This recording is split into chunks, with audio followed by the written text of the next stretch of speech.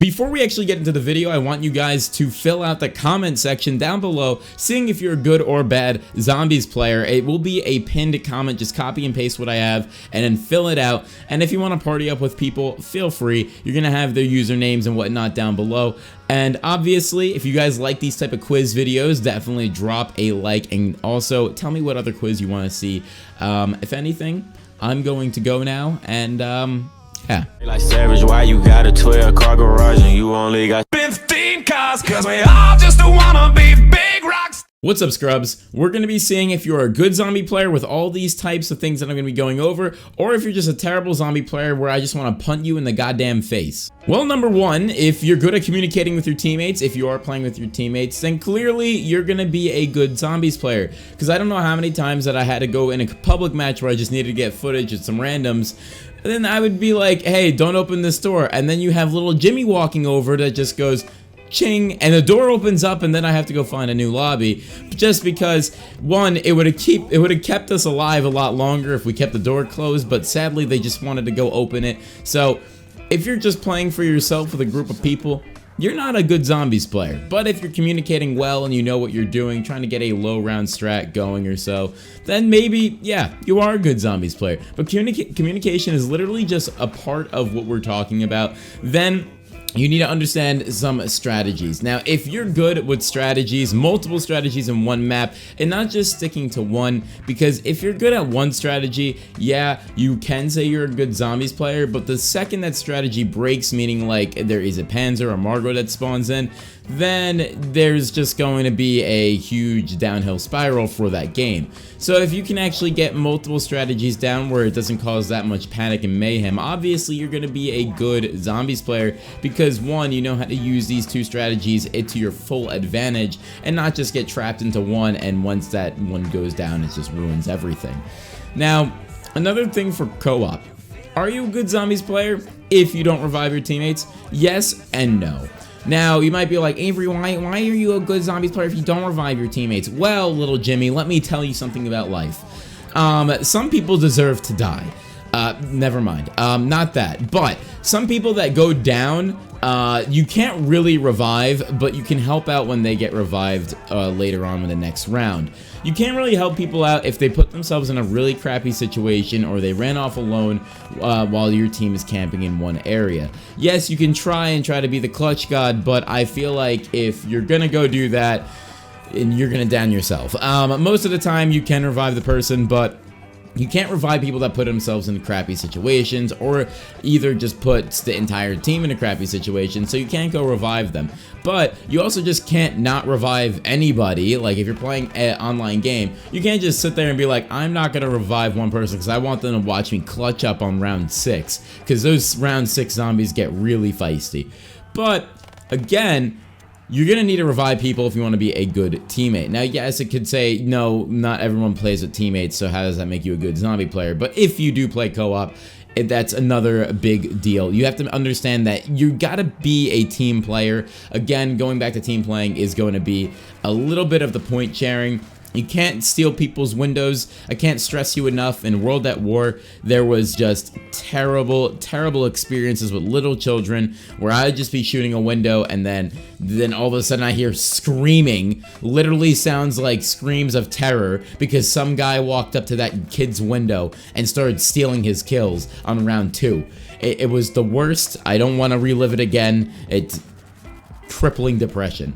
And again, with points, you don't want to make someone open up all of the doors. Now, again, Black Ops 3 did it right, where if you open up a door, you actually get rewarded like plus 500 points, which is really good because it kind of gives an incentive for people like, all right, I want to be a team player, not really, but I also want to rank up. So you have that player go open up the door because, boom, he wants to rank up, but he's not going to be that selfish. Now, some people actually don't even care about points, so they're just going to sit there and open up everything, so God bless those guys.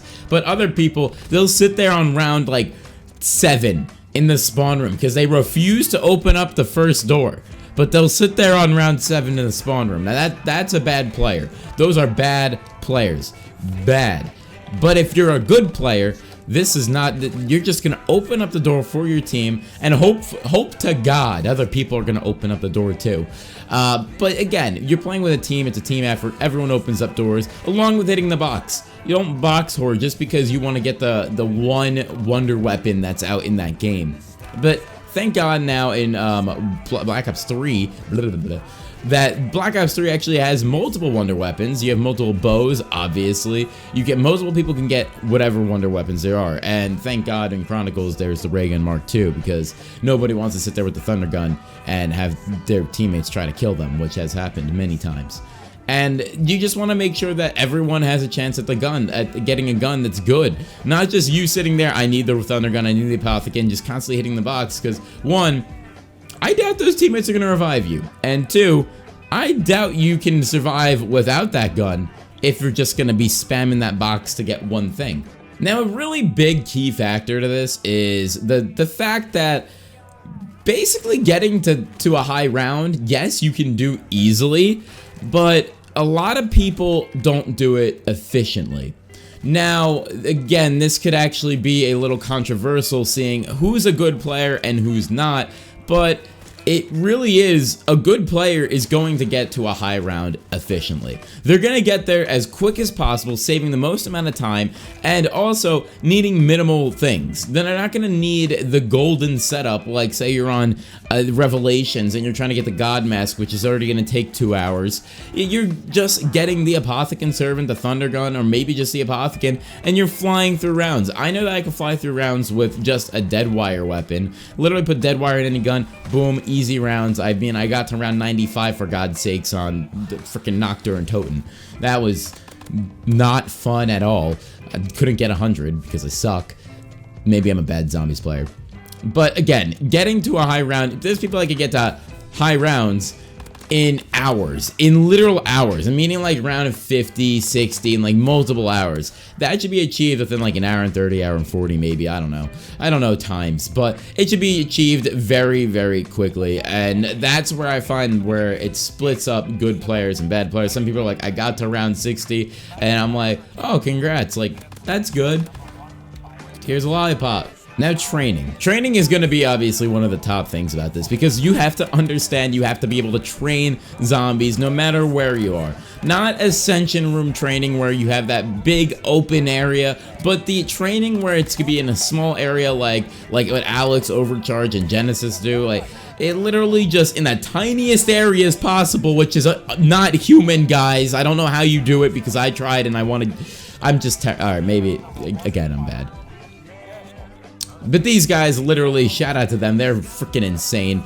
They can pull off the most insane clutches, and it's in a small room, not, again, the Ascension Room, so you are a good player if you can at least train effectively and not clash trains with other people.